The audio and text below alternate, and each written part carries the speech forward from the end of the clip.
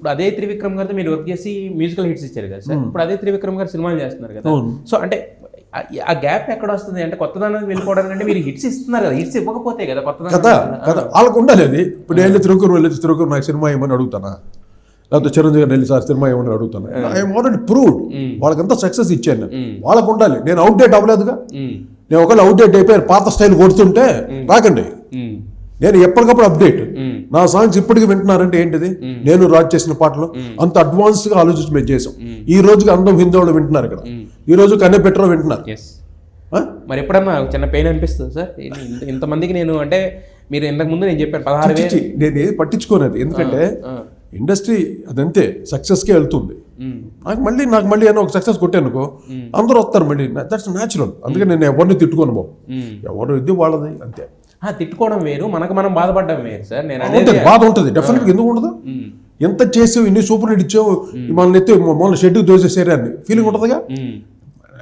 నేను షెడ్కి వీళ్ళు తోలడం కాదు, my talent, I know my stuff, how I work. నేను సిన్సియర్గా వర్క్ చేశాను. ఒక్కొక్క సినిమా బ్యాక్గ్రౌండ్స్ ప్రాణం పెట్టి చేసాం నేను రాజ్. మరి అంటే ఇప్పుడు వస్తున్న వాటికి చాలా వరకు ఏఐ వచ్చేసింది, అంటే రకరకాల అంటే టెక్నాలజీ కుప్పలు వచ్చేసిన టెక్నాలజీ. అదే సార్, మరి అంటే అనిపిస్తుందా మీకు? మీరేమో ఒరిజినల్ మ్యూజిక్ ఒక రకంగా చెప్పాలంటే మీరు ఇన్స్పిరేషన్ తీసుకున్న ఒరిజినల్ మ్యూజిక్ ఇచ్చేవాళ్ళు. ఇప్పుడు ఏంటంటే అక్కడ మీరు ఏఐని రాజ్కోటి టైప్లో సాంగ్ అడిగితే అది కొట్టిస్తుంది, మీకు కొట్టి పెట్టుకోండి అంతే. అలాగ అయిపోయింది పరిస్థితి. కోటిలా కావాలా మ్యూజిక్ కొడుతుంది అది. సో ఏఐ అనేది అడ్వాన్స్డ్ ఇది వచ్చేసింది టెక్నాలజీస్. అది వచ్చి ఇంక మనం ఏం చేయలేమమ్మా, దేన్ని ఆపలేము మనం.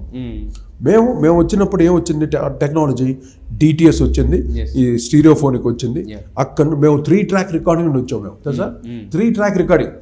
ఏది వాయిస్ అంతా ఒక ట్రాక్, ఆర్కెస్ట్రా అంతా ఒక ట్రాక్, ఒక రిథమ్ అంతా ఒక ట్రాక్, ఇంతే ఉండేది ట్రాక్స్. ఇప్పుడు ఎన్ని ట్రాక్లు తెలుసా? మల్టీ, అదే ఒక 550 కాదు కదా, 1500 ట్రాక్లు ఉన్నాయి డిజిటల్, ఐ మీన్ కంప్యూటరైజ్డ్. అన్ని ట్రాక్స్ వర్క్ చేయడానికి అంత ఆపర్చునిటీస్ ఉన్నాయి. ఇప్పుడు మ్యూజిక్ చేయటం చాలా ఈజీ. ఆ రోజుల్లో మ్యూజిక్ అనేది లైవ్ ఆర్కెస్ట్రాతో చేయాలి. మేమంతా లైవ్ ఆర్కెస్ట్రాతో చేసి లైవ్ ఆర్కెస్ట్రా. ఇప్పుడు ఏమన్నా చేయమని చెప్పి లైవ్ ఆర్కెస్ట్రాకి ఏ ఆర్కెస్ట్రాకి ఏ నోట్ ఇవ్వాలి ఎవరికి తెలియదు. సారీ, ఐఎమ్ నాట్ చెప్తున్నా, అంటే అనుభవాలు లేవు వాళ్ళకి. మేము రావటం లైవ్ ఆర్కెస్ట్రా నుండి వచ్చాం. అందువల్ల కీబోర్డు కొట్టేస్తే ఎవడన్నా మ్యూజిక్ రైటర్ అయిపోతాడు, ఎవడన్నా కంపోజర్ అయిపోతాడు. కానీ లైవ్ ఆర్కెస్ట్రా చేసినప్పుడు ఆడ సత్తా ఏదో తెలుస్తుంది. ఏ ఇన్స్ట్రుమెంట్కి ఏ నోట్ ఇవ్వాలి, ఏ స్వరం ఇవ్వాలి. సో దిస్ ఆల్ ఎక్స్పీరియన్స్గా మేము నేర్చుకున్నాం. మరి మీ దగ్గర కీబోర్డ్ కొట్టి వచ్చిన వ్యక్తే కదా ఏఆర్ రెహమాన్ అంటే. వాడు చాలా చిన్నోడు, వాడు అన్న సార్ మీరేం అనుకోక, నేను పెద్ద మ్యూజిక్ రైటర్ ఇప్పుడు చెప్తాను, చాలా బుడ్డోడాడు. తను మందరు నేర్చుకున్నాడు చాలా. ఎలక్ట్రానిక్ వాడు కీబోర్డ్ పెట్టుకుని అన్ని తెప్పించాడు సింగపూర్ నుండి. అన్నింటినీ మేము వాడేవాడిని కరెక్ట్గా, దాన్ని ఎలా వాడాలి నేర్పేవాడు. అంటే అతను టోన్స్ తీసుకొని, అతను కూడా మంచి బ్రిలియంట్. అంటే మనకి ఎలా కావాలో తను కూడా వర్క్ చేసేవాడు. సేమ్ టేస్ట్, సేమ్ ర్యాప్ ఉండడం వల్ల మాకు బాగా రెహమాన్ కానీ హారిస్ జయరాజ్ వీళ్ళిద్దరు నాకు బాగా ఇదే. తర్వాత మణి శర్మ, అఫ్కోర్స్ తమను, వీళ్ళందరూ నెక్స్ట్ గ్రేడ్కి వస్తారు. కానీ ఫస్ట్ నాకు రెహమాన్ అండ్ హారిస్ జయరాజ్ అంటే మన స్టైల్కి వాళ్ళు కరెక్ట్గా ఇదే అయ్యేవారు అనమాట. సింక్ టోన్స్ కానీ. అంటే ఇప్పుడు మీ దగ్గర మన శిష్యులు ఎప్పుడు కూడా పై స్థానానికి వెళ్ళాలని గురువుగా కోరుకుంటాం.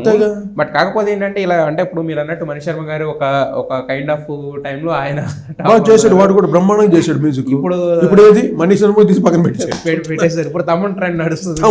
అంటే ఓన్లీ ఆయన సౌండ్ స్పీకర్ పగలగొట్టి ఇప్పుడు ఆయన నందమూరి తమన్ అయిపోయాడు.